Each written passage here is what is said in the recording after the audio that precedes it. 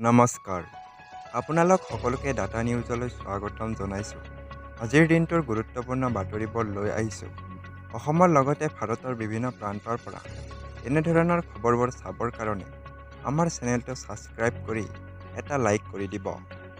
অংগনবাড়ী কৰ্মীসকলৰ বাবে এখন নটিচ জাৰি কৰা হৈছে।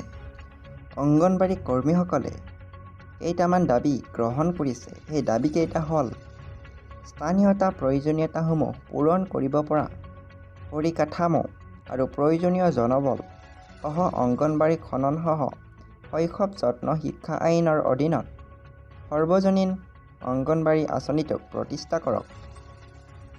ভাৰতীয় মজদুৰ সভাৰ ৪৫তম আৰু ৪৬তম সন্মিলনৰ পৰামৰ্শসমূহ ততাতৈয়াকৈ কাৰ্যকৰী কৰক আৰু সিহঁতক ন্যূনতম দৰমহা ২৬,০০০ টকা প্ৰদান কৰক, পেঞ্চন ১০,০০০ টকা প্ৰদান কৰক আৰু PF আৰু ESI সহ সকলো সামাজিক সুৰক্ষা ব্যৱস্থা গ্ৰহণ কৰক।